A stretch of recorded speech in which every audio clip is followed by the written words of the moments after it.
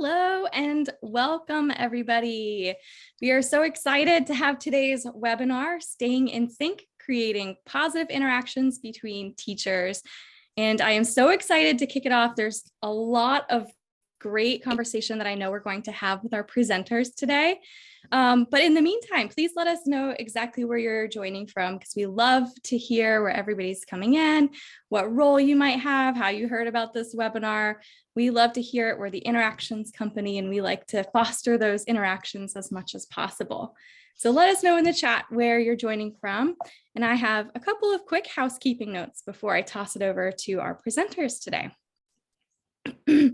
So today's presentation is being recorded, right? Let me double check. Okay, it is being recorded. And we are sharing a link to the recording with everybody today. And you'll receive the recording, the slides. You'll also receive a certificate of attendance and any of the resources that we'll mention. I know there's a lot of great content. And our presenters will be sure to have lots of additional resources that we'll talk about throughout the presentation. If you have any questions for our guests today, please add it into our Q&A. Oh, it looks like maybe our chat is disabled. So if our team Teachstone can look into that, we will work to get the chat enabled. But in the meantime, thank you for letting me know. Really appreciate that. I see some folks joining from Alabama, from New York. So very excited to have you all. And I wanted to introduce today's presenters while we work to get our chat configured. I'm joined by Kate Klein, our professional services manager here at Teachstone, and Deidre Harris, an educational consultant at Team Agreements.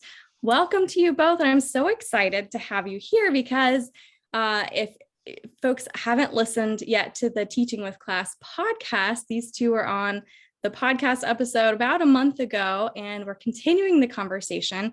If you haven't heard it, that's okay. We're going to dive in and share all of the things that you might have missed, but it's a really great episode if you haven't checked it out. So welcome to you both. So glad that you're here.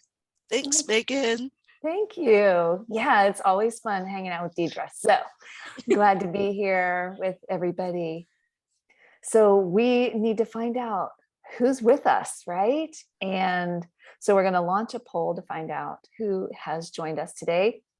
Could be classroom folks, instructional leaders like mentors, coaches or trainers, maybe a site leader where you're responsible for everything that happens at the site, or maybe you're looking at things from a higher up level for how a system is working as an implementation leader, or you're interested in observing and collecting data, maybe even something else. So let us know in the chat if any of these does not fit your role and who you are as you're joining us here today. So I don't think I have control over the poll, so we'll see. Perfect. Here are our results. So lots and lots of teachers, Deidre. That's awesome. Yes. That's exactly yes. who we want to talk to, and their coaches. So So some site leaders are on there. Ooh, data collectors. Yes. Love it. And don't forget, if you clicked on other, go ahead and put in the chat. We want to know what role the other stands for. Yeah, definitely. Thanks. So here's what we're going to be doing. Over the next hour or so, we're going to be jumping back into the parallel process. So I know with Teachstone, we've had some podcasts and some previous webinars around that.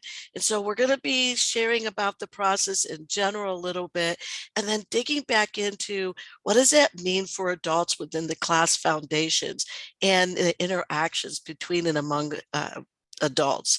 We're also going to be talking about some strategies such as shared team vision and a process called team agreements. So I wanted to take you there a little bit, give you some ideas of really how to jump in and how do we foster really good, strong, positive interactions between not only just co-teachers, but any adult that you work with. And then, as usual, there's always been lots of challenging situations because we're all human. So it's not an if it happens, it's a when it happens. Right. Right, Kate? So we know that. I know you folks know that as well. So we're going to be talking through some, sticky situations. And if time, we'll invite you also to share some of yours and see if we can't do some problem solving out loud as well. That sounds like fun. Yeah. So we are fully loaded. That's right. We're Fully ready to loaded. go. Okay. So let's, now we know where we're headed, right? Let's dive into thinking more about this parallel process and adult interactions.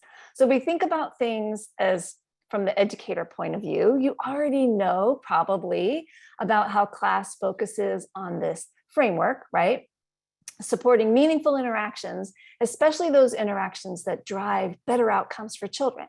But have you spent time thinking about how we can look to the class to guide our interactions with the adults we support? So that's where we're going with this today. And this graphic is here as a way of saying, like, usually when we represent systems, we often put those most important people at the very top. And we're used to seeing a system represented with the point of the triangle on the top, right? But in educational systems, the most important people who are at the top really are the children, right? The students and their families. So for educators and administrators, that means that there are fewer people to support the many, right? People who are at the top of the system, the students. So the question is, how can we be sure that we're engaging in these interactions that will support the system? And that's the right hand, the interactions. Well, what we need is the left hand, which is parallel process, to help us balance things out. So we use both interactions and the parallel process. So we have a little bit of a video to watch to explain it a little bit more.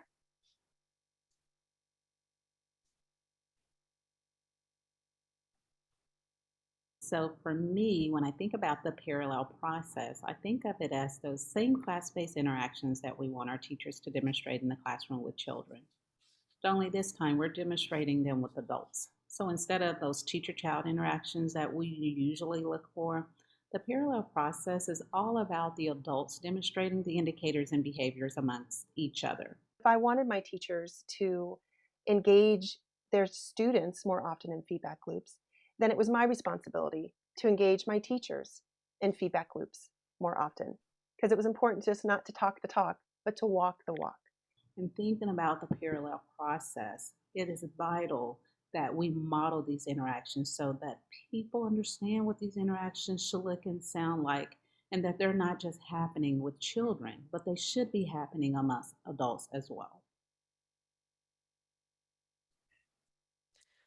Wondering what your takeaways are as you were listening to this video. That idea of not just talking the talk, but also walking the walk, modeling class for everyone, right? So that teachers, children, families can see and hear what high quality interactions look and sound and feel like. So if you have a second to drop something in the chat, what did this, people couldn't hear. Somebody couldn't hear. So hopefully that came through for others. So let's look at a deeper example about parallel process. And so for me, when I think about there we go. So looking at the hows and whys, this is an example here that's related to positive climate. So we know when teachers build relationships with children, for example, by engaging in social conversation, they're building a really strong bond with their students. And the same is true for educators and leaders that work together in programs. So when you're making efforts to build relationships with each other, like by having social conversation together, you're building a stronger bond and that sense of community among the adults in your program. So we know that in classrooms, the relationship building efforts, which are the how, are important because of the impact they have on children, which is the why. So in terms of classrooms, right, when we look at the impact, We see increased feelings of comfort and connectedness, which increases children's motivation to learn. Well, the parallel with that with adults is that when adults in programs are applying the same concept of parallel process in their interactions with each other, we see the same impact, right? We see adults increasing their sense of connectedness and community and motivation to learn and work together. So just like we want to see teachers having these interactions in their classrooms as they're building relationships with children and families, learning about the needs of the families and children and how to best support them, the parallel process tells us that the same approach is important for the adults in our program. Leaders are setting the tone for programs. Teachers are setting the tone for their classroom. So what we're suggesting here is a mindset where we see class as the foundation for interaction at all levels in programs. Like Mamie said in the video, it's important to walk the talk. So as you're listening here today, we're going to invite you to keep that parallel process in mind, and that's going to be the focus as we look at all of this. And think about how you will apply parallel process using class-based interactions as an adult with the other adults in your program. So even though this brief example was a focus on emotional support, right? Positive climate. Really, this holds true for all the class domains, all the dimensions. Parallel process is impactful for the adult interactions that you have that would focus on managing behavior, right? Being productive, solving problems in the program. And so Deidre is going to help us dive deeper into that. Yeah, Kate, I really appreciate that you set us up with the parallel process, because here's what it is in a nutshell. High quality interactions are beneficial for everyone. They're beneficial for children, they're beneficial for adults. And as I was looking at the chat, as people were typing in, we got a lot of people who are saying, yes, I agree. Yes, that's true. Yes, I see that. So we are definitely on the right track. And so here's where we want to go a little bit deeper, because we get a lot of questions in terms of, okay, we know classes for interactions between adults and children, but what can it look like between adults and adults? So we wanted to give you some examples. And for today, we're actually going to use classroom teams. So let's just start off with the emotional support domain. And while we could talk about every dimension, unfortunately, we only have a few minutes. So we figured let's just start for regard for student perspective, right? And we all know that when it comes to RSP, for children, it really helps them to develop that autonomy, right? That sense of buy-in or ownership. And for adults, it does the exact same thing. It actually creates this sense of inclusiveness or belonging. And I love that word agency, right? We don't hear it or talk about that enough, but it really talks about this sense of control, right? Empowerment. I actually belong, I'm included, I have influence. So RSP between adults becomes critical. And I wanted to give you even a more exact example. And this is something we don't really think about. And so when I was talking to Kate, I was like, wow, what about when we think about preparing a lesson plan, right? A lot of times that tends to be the lead, or if there's two co-teachers, they're planning together. But what would it be like if we asked for feedback or the opinion of other team members? So, for example, it can be something like, even if it was based on their observation, hey, I know you're talking about Jessica and Mark, and you saw them doing, this with the puzzle. I wonder if it would be helpful if we did a one-on-one or a small group where we continue to work on this. What are your thoughts about that? So even just asking those simple questions, it doesn't take a lot of time, but we know the thing about interactions is that when they're repeated consistently, they build that positive climate. So what we do for children, we do for adults. So that's a great example. But like Kate said earlier, we don't stop there. We're going to be like that infomercial. But wait, there's more. So let's look at the classroom organization domain. And again, we pulled out instructional learning formats just to dig in there. We know for children, ILF, it prepares them to receive information and be open to skill building. So basically getting them not only hands-on, but also minds-on. And for adults, this can also be applied for us because it helps us to create clarity and better facilitation.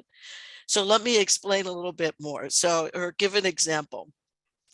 So again, we started off earlier about that lesson plan, right? We put all this work into it. We've developed it.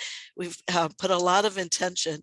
And then sometimes what we forget to do is actually to make it visible, right? And we talk about using visual supports, right? To actually help us facilitate our lessons.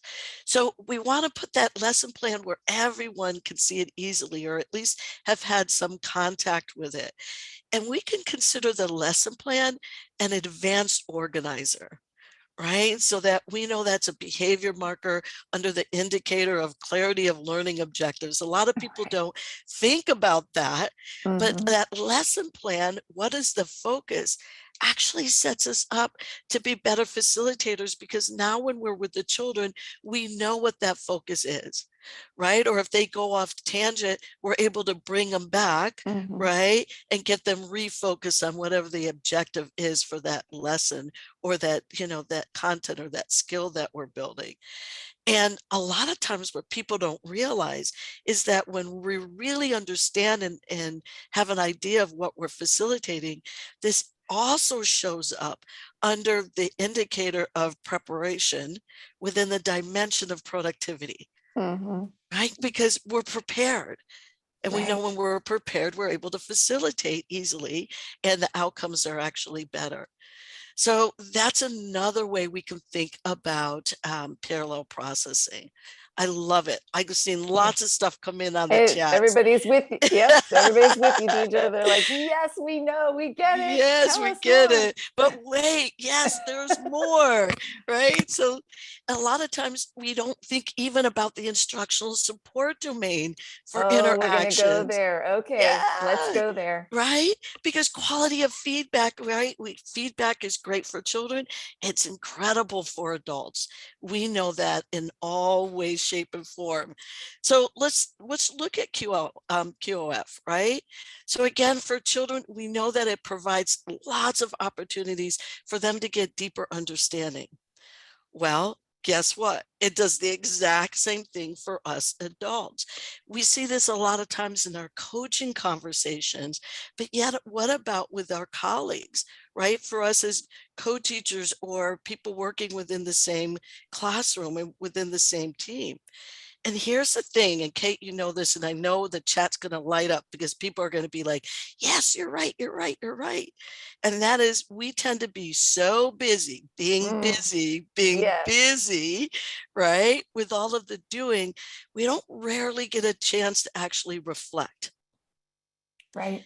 And so one of the things we can think about, you know, so again, as a quick example, we can do a little simple unpacking of what's going on in the classroom just by providing really short statements that helps all adults connect their actions to the outcomes. So for example, we can say something like, I noticed you helped Adrian with tying her shoe by demonstrating each step for her. You know what? When I was looking at it, this really supported her in learning how to tie her shoes on her own and be independent. Yes, way to go. Right. Not just regular affirmation, but specific, right? Yes. Specific feedback. Yes, that positive descriptive acknowledgement, right? So you're going to hear us say this again and again and again. What's good for children is good for adults. Right? High quality interactions are high quality interactions. So yes, I see people writing in, it's reflective supervision. Yes, so true. So I'm glad to see we're all on the same wavelength. Modeling, awesome. Keep it coming in the chat so we know we're on the right track. Really appreciate that. Also, what we can do is think about some other strategies, right? So some of you, like Megan had mentioned or Kate had mentioned earlier, have listened to the earlier podcast where we talked about creating that team vision. And I wanted to expand on that a little bit more and talk about how that team vision can also be a part of a process I call team agreements. And so we know that high quality interactions between adults lead to high quality interactions with children. We've already established that. So I want us to spend just a few minutes taking a quick look at a process that actually can support those adult interactions. And that's the Awesome. team agreement process. All right, we're ready. Okay. Yeah. So we definitely wanted to dig into this some more. Tell us, how do we do this? All right. So the team agreement process, as you can see the red band going across, is actually a 4-step process. It can look a little complicated, but I'm going to break it down for you. It's actually a really pretty simple thing for us to take through. But before we go there, Kate, I really wanted to spend a minute just talking about the word agreement, because it's the foundation of the whole process. And there's a difference between an agreement and a rule, right? So when we think about an agreement, it's usually between, 2 or more people. It involves the ability for each one to be a part of that process, right? A part of the discussion, a part of whatever that result or outcome is. So people have the ability to chime in, to choose, to change, to challenge and tweak. And because the agreement is coming within the team, it's not something that's dropped down on people. It's not a compliance. Then you don't have these outside forces saying what you should do. You have the people within agreeing on, what do we want to do? What is it that we want to create? And so automatically, because, parallel process is the whole thing we're talking about, Right. this drops us immediately into positive climate. And then don't forget about that buy-in, regard for student perspectives. Right. And so already just the word gets us into the frame of what we're talking about. So this then is where we get to jump into that first step of creating a shared vision. Right. And again, we talked previously about this, but the key word is shared. Like, I feel I should have circled it, underlined it, bolded it. Shared means that it's about multiple people. And as I mentioned before, it's actually about creating that buy-in, and it gives us a shared sense of purpose. Like, where are we both going?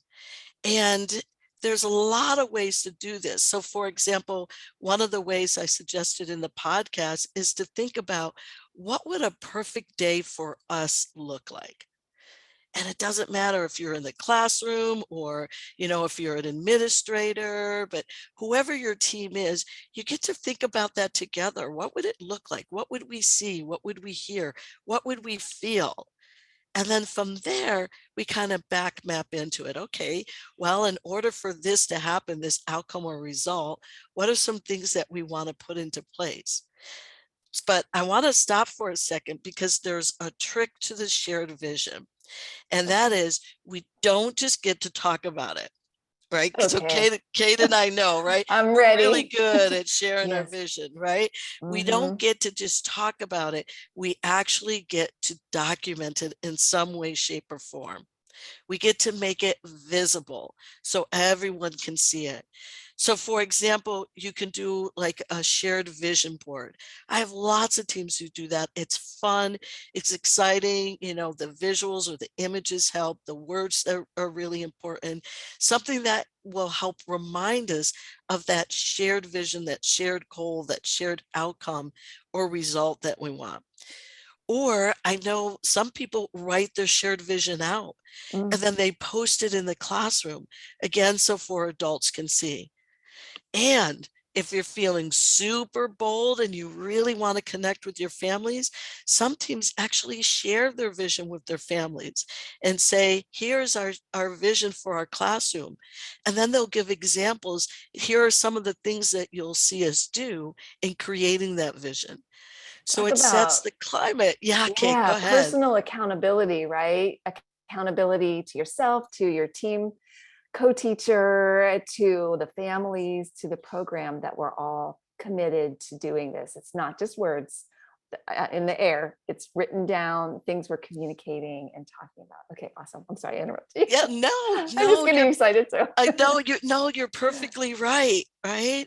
And what it does, a lot of people don't realize that, but it actually invites people into the vision, or another word we can think of as enrollment, right? You enroll people into your vision. So now you're not just carrying the climate alone. Whoever walks into your room actually gets to support you and everybody else in creating that shared vision or that climate itself. So we call it, instead of like pushing the car up the hill, we call it the why, or putting the gas in the gas tank. So it gives you that steam. So that shared vision gets to be critical to the process. But again, a key point of that is get it visual in some way, shape, or form. Yes, and so people are coming in and look, somebody wrote in about, sometimes as a coach, people feel like they're coming in to spy. So I love that. Thank you for saying that, because even as coaches, we can go in. One of the first things we do with say like a coaching agreement is I actually embed shared vision into the coaching agreement.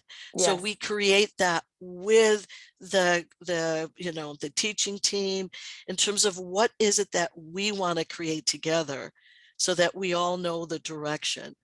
So thank you for adding that in the chat. You're exactly right. Right. You can't, it's hard to take risks with someone you don't trust, and you have to trust your coach. Yeah. And people are writing in about their parents, right? It works the same with our families. Absolutely. We have those conversations when we talk to families about their hopes, dreams, and goals for their children. And then how is we as partners can support that within our organization. Yes, it's relationship based. I love seeing all the chats. I know, it's so exciting. So what do we do next? So the next part of the process is to think about, okay, what focus or what area do we want to look at for this agreement? And so I always encourage people to think about, one or two things to focus, so that, we don't get overwhelmed. But when we think about what maybe the routine or a time of the day that we want to get the most impact, this is where we want to choose it. And up on the screen, you kind of see just some ideas. You guys can add to this. You can create your own. But once we have that topic or focus, then we go right into the third step. And the third step is around adding expectations, and considerations. And when we're talking about things like, say, positive climate, one of the best ways for teams to develop trust is to have agreements about how they're going to actually interact with each other. So what are the expectations, right? We do for children, we do for adults. So what are the expectations for each of us during a certain routine, right? Or time of day, or even an area, outside, inside. And this is where some of us can get into a little bit of trouble, because what tends to happen is that we base our expectations on personal preferences. And so I'm going to encourage us to go outside of ourselves and go to actual best practices. And when I mean that, we have all kinds of things. We have standards, we have ethics, we have NAEYC. If you're in Head Start, you have the Head Start standards, you have your program expectations. And what happens is that when we go outside of ourselves, it says, look, we are using practices that we know will get us particular outcomes, that it's not just something that I like to do. And because we're basing it on those practices, it gives us something to fall back on. And no one person is the bad guy. Well, I know you may like that, but I don't like that. And we take that completely out of the mix proactively by saying, here is what we know to be best practice. That gets to be our expectation. And then based on that expectation, so I gave you a quick example under whole group transitions, Then I ask everyone, you know what, why don't you develop a set of criteria or questions to help you think about what your roles and responsibilities would be within Mhm. that particular topic or area. Okay. Who's doing what? Yes, absolutely. We call it the Okay, we're gonna 5 spout it W's, out. Okay. right? The 5 W's, the who, what, where, when, and how. So just by answering those questions as you're breaking down your particular topics or routines by rules and roles, you can start thinking about it. Okay, well, who's going to handle this? When are we going to do that? Then what comes next? And spelling that out. But it helps to have a bunch of questions to get us thinking Mhm. about that. And then the last part of the process, and you've heard me say this repeatedly, is that we get to document or visualize the agreement. And this part is critical for shared accountability or mutual accountability. Mhm. And it's the number one place. And I know Kate's shaking her head because we've all been there. Yes. And I know people are going to jump in chat and said, yes, you're right. Is that how many times have we made an agreement and then it didn't happen, or something, it fell through, or it got broken in some way, shape, or form? And so what happens is that if we don't write it down, or if we don't document it some way, we don't have anything to refer back to. Right. And that's the key. Because again, it's not going to be an if, it's going to be a when.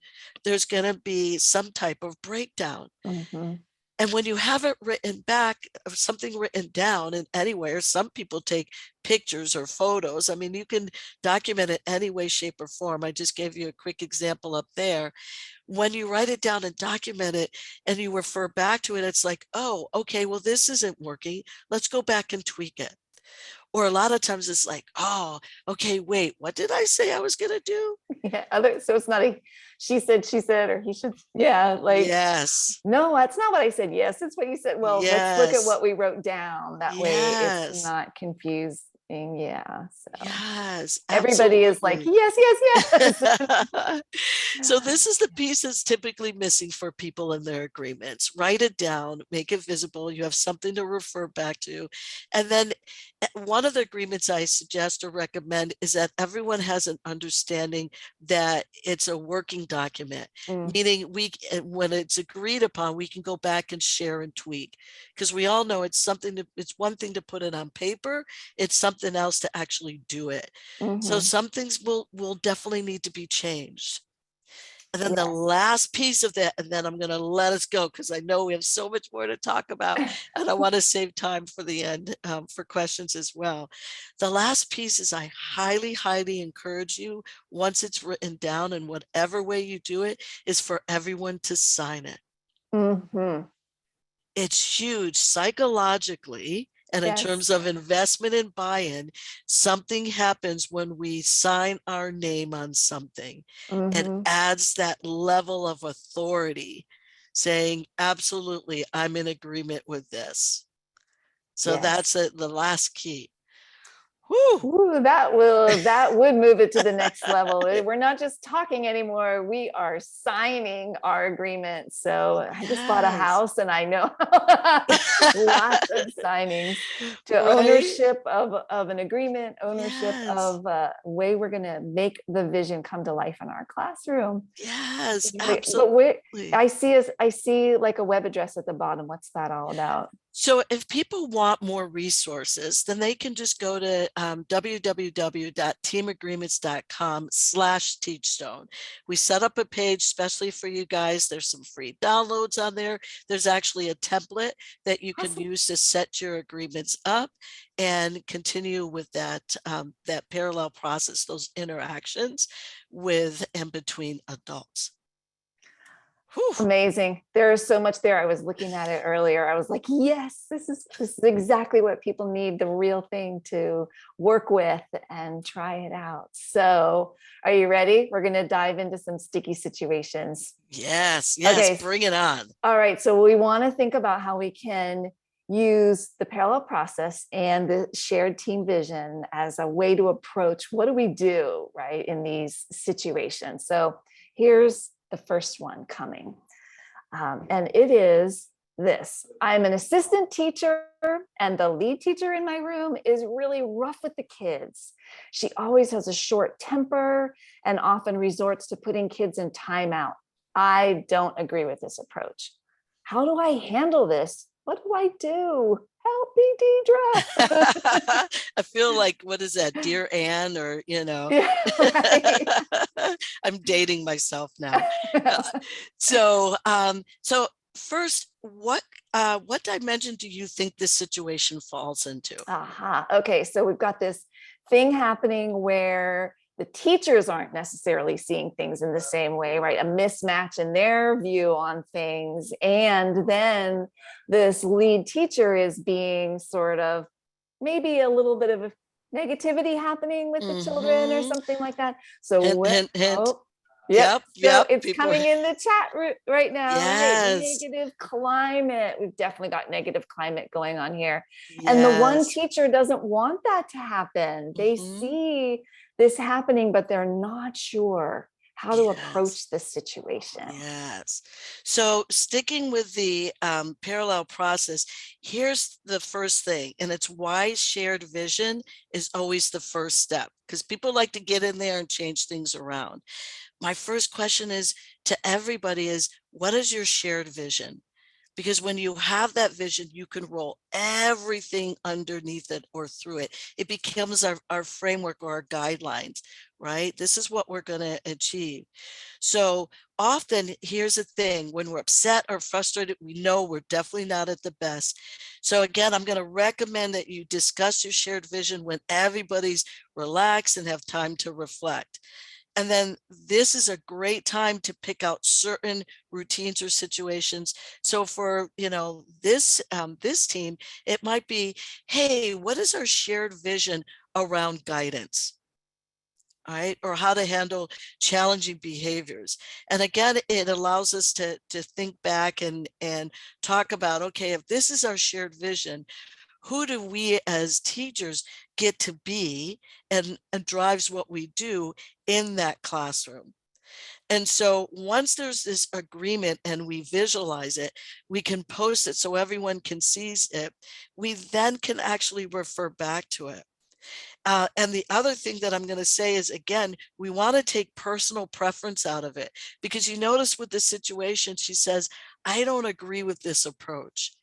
And so when we go back to those expectations, what are the best practices for these particular situations?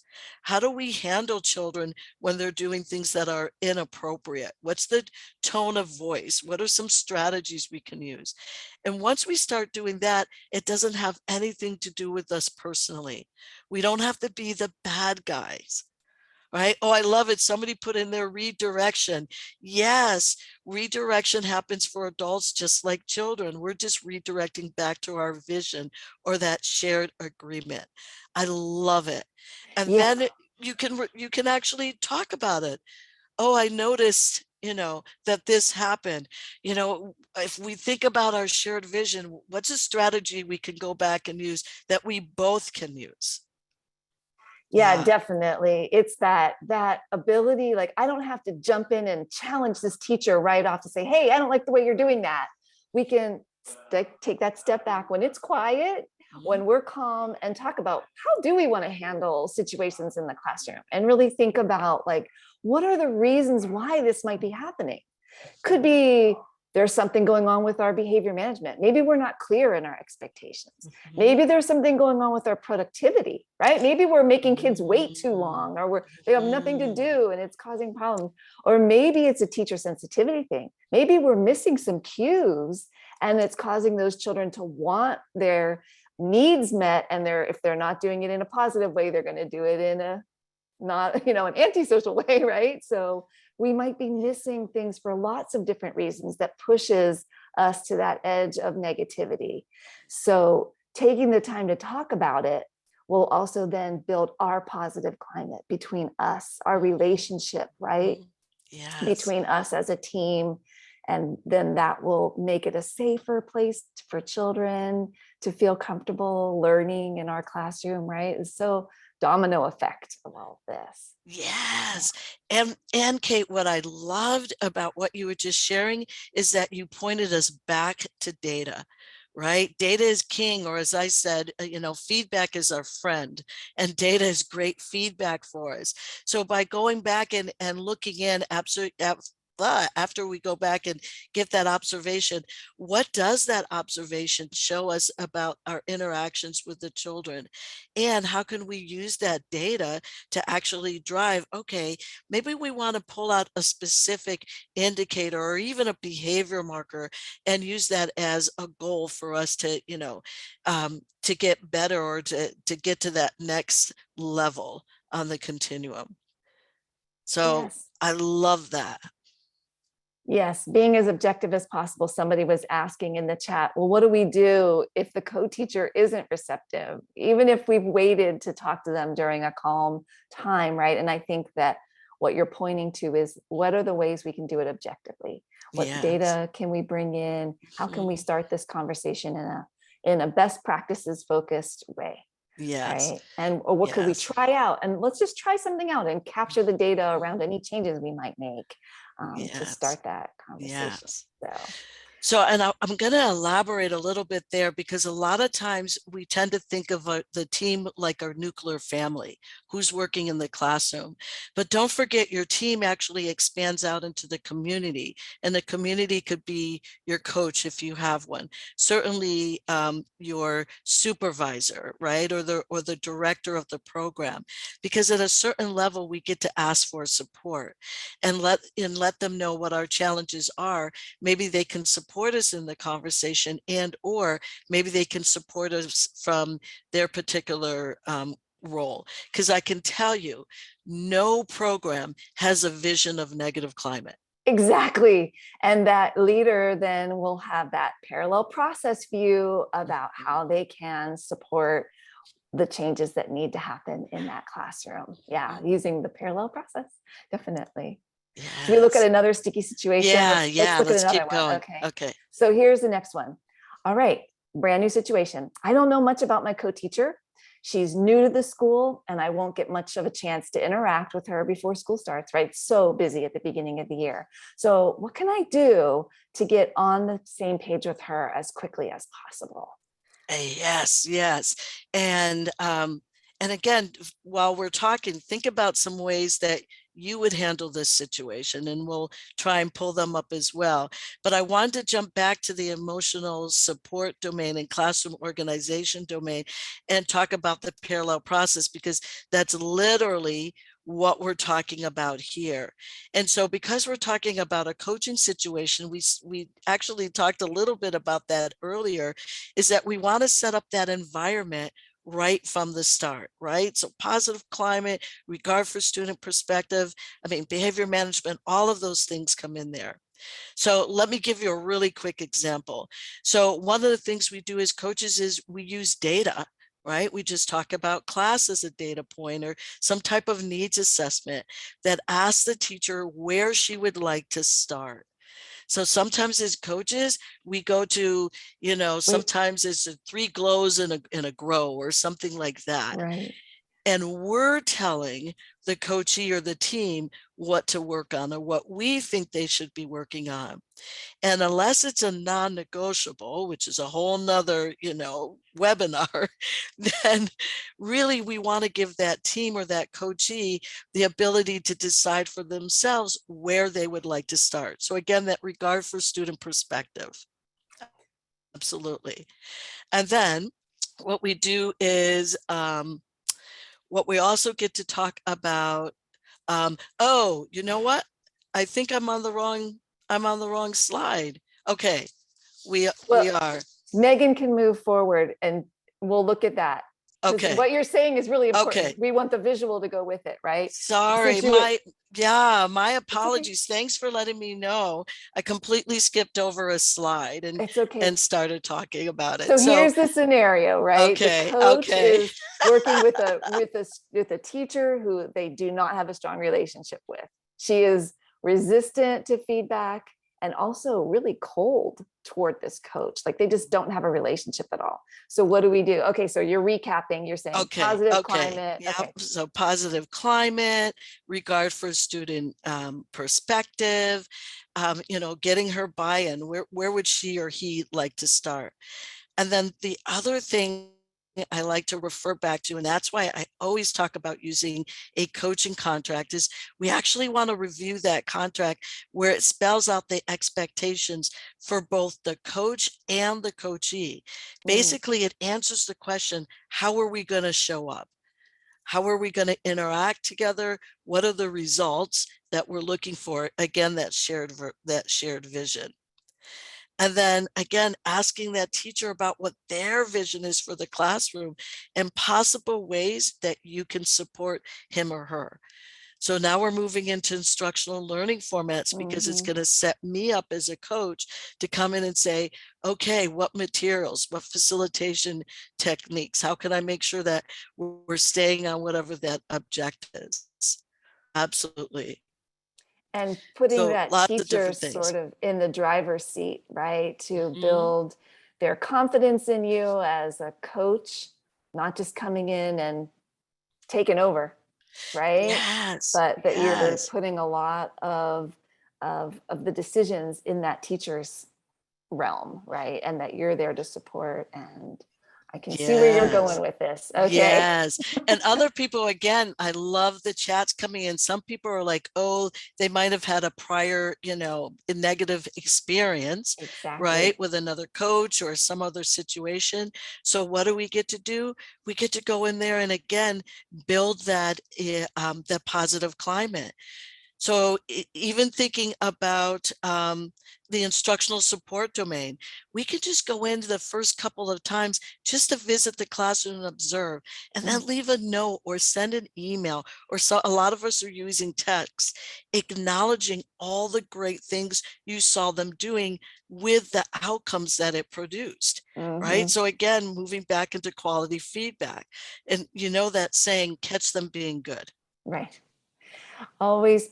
Yeah, we all need to hear, right?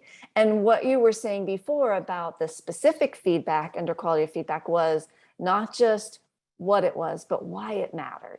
Teachers need to understand why what they did really made an impact for that child, even if it was something tiny, that they're building you're building a relationship then as a coach, that you have confidence in this teacher that they are making good decisions, and you're building on that for the next conversation, right? What more good things will you see them deciding about? Yes. And I'm seeing a lot of other great examples of strategies that we can use with this particular situation.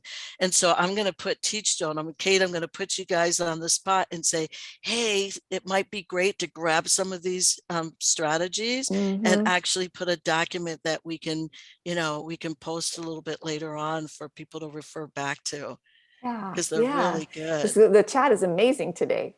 You want to go back? We have a minute or two. Let's go back to the let's go back.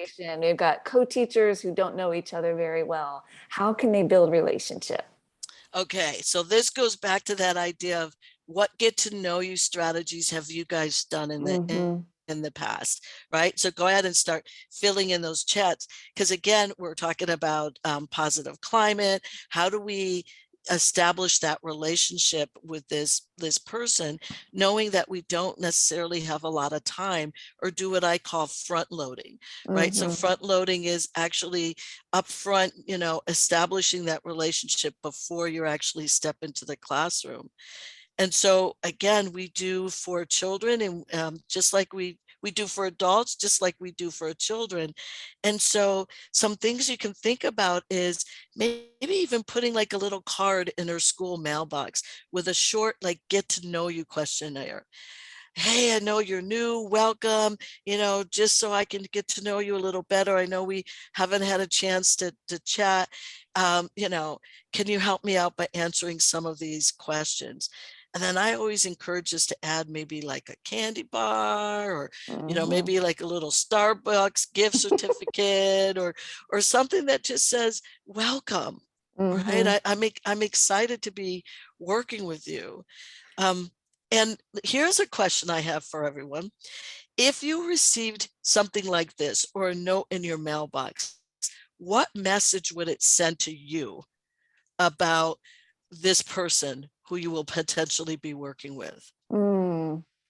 Yeah, I would feel really welcomed. I know that's how I would feel. And like, because especially if I'm new to a center and I'm nervous too about who I'm going to be working with, I would definitely feel more relaxed, like, oh, I can work. And then if they came to me and said, let's form our team vision, right? Then I would be like, okay, cool, let's do that. Because yeah, they took an interest in me to get to know me. Yeah, definitely. Yeah. I was thinking about all these great things. You know what else I was thinking about? I was thinking about how positive climate it's really not just like something you check off the list, right? It's ongoing. We don't just go like, okay, relationships, check, got that done, right? Enjoyment, check, positive communication, check. We have to keep going day by day, building that relationship.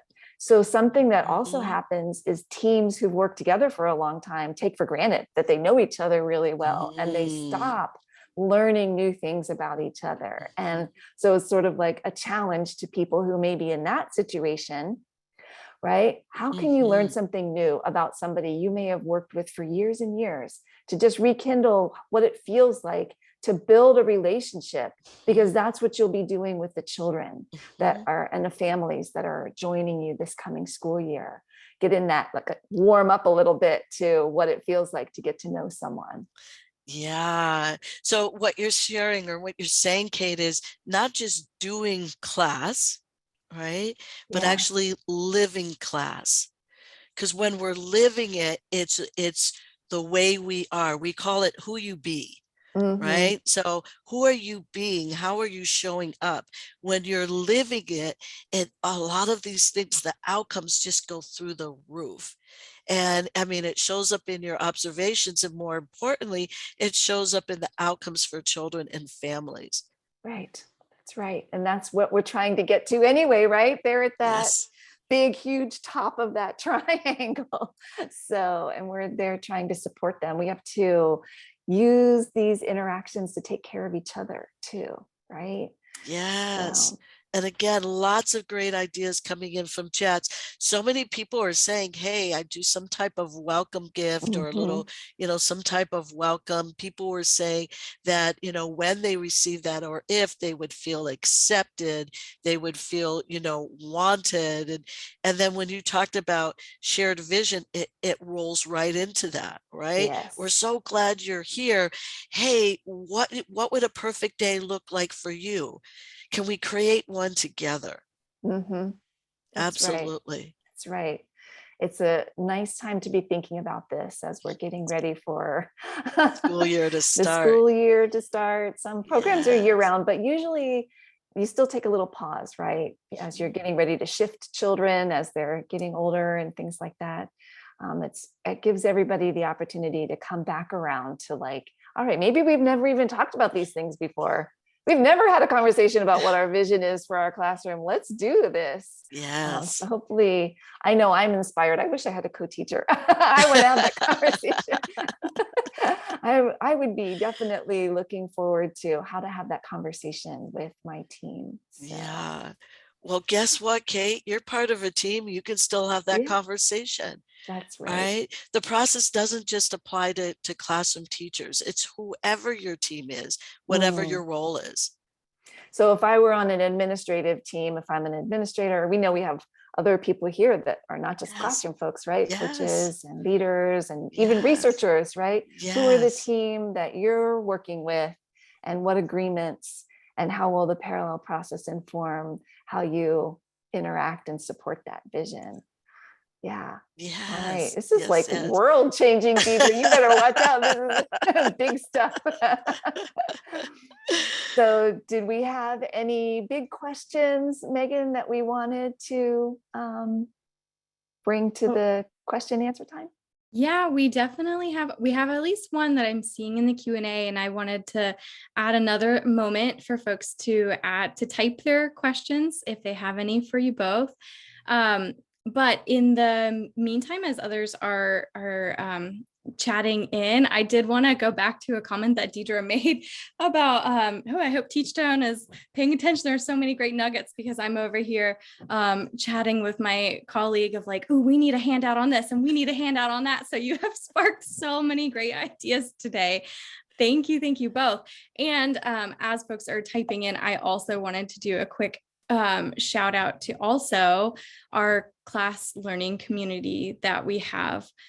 So we have a QR code up on the screen. If you are on a smartphone, you can scan it now and it will take you to a thread that we have in our class learning community.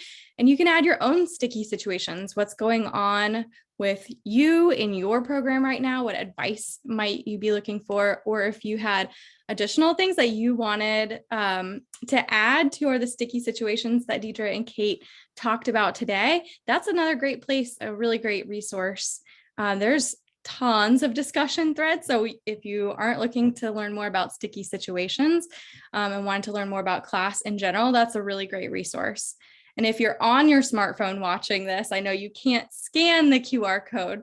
So my colleague will drop the link, or has already dropped the link to the chat. And we will be sending out the recording of today's webinar with everybody. So you can be sure to join the discussion after the webinar today as well. But in the meantime, I'll leave this slide up, but I do see a couple of questions that we have coming in from the chat. Let's see. We have a question from Veronica, maybe her own sticky situation. How do I build support with a team that has a co-teacher team with a special education teacher, a general education teacher, 2 general education aides, and 1 special education aide? Specifically, classroom responsibilities when the general ed teachers and aides have no special education experience.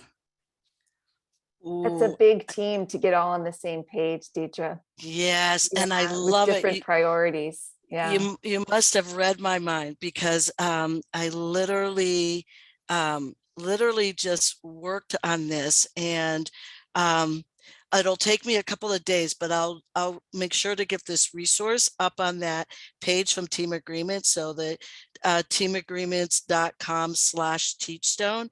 I'm going to add this resource to it. And this resource, actually, again, it's kind of like a grid, but it includes all your itinerants, right? So whether it's a speech pathologist or physical therapist or occupational therapist and the general classroom team.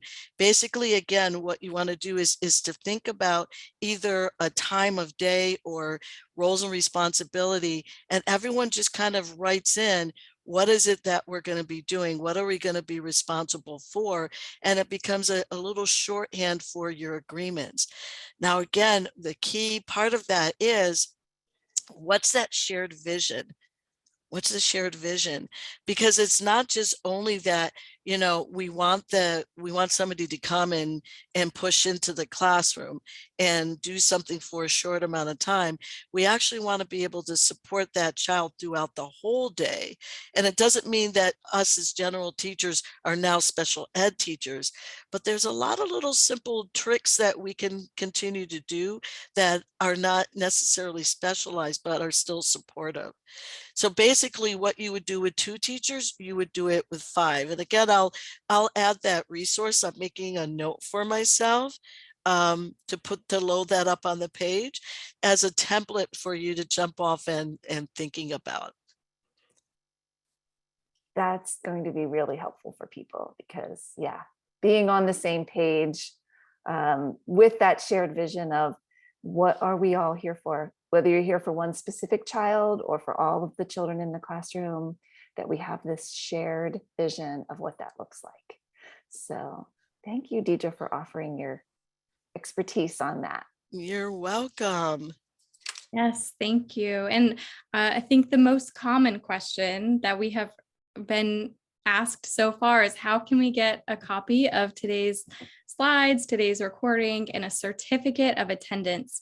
So tomorrow we will email everybody, whatever email you use to register for today's webinar. We'll give you the link to a page that has the recording. It will also have a link to the slides, and it's on that page that you'll access your certificate of attendance too. So you'll see the video, and then just scroll down a little bit further to access the slides, and then the certificate as well. It's a PDF, and you just write your name in there. And we'll definitely be sure to include the link to the team agreements, to the class learning community. And we're running out of time. I see we only have 1 minute left. So I did want to do a very quick shout out to two of Teachstone's programs that can help your team at your program dig a little bit deeper into the concept of parallel process, getting everybody on the same page in terms of coaching relationships and relationships among teachers. So we have two coaching programs here. We've got one called class group coaching and another one called one-to-one video coaching. And as that sounds like, class group coaching is a certification program for a coach to get certified in your program. And that coach will train groups of teachers in a cohort, and they'll watch classroom videos, describe the interactions, the class interactions that they see, and together build these skills and insights. And then of course, we've got the one-to-one video coaching, and that is another coach certification program. So a coach or a person in your school would get certified to become a coach, and they would work together with one teacher to increase awareness of class concepts and build their teaching practice together collaboratively. So if you're interested in learning more, we'll also include the links to class group coaching and one-to-one video coaching in the follow-up communications as well. Okay, and we are already 1 minute over. I want to be respectful of everybody's time, but Deidre and Kate, I have to take 1 more minute to say thank you both so much. I have never seen the chat light up with so many thoughtful and great ideas.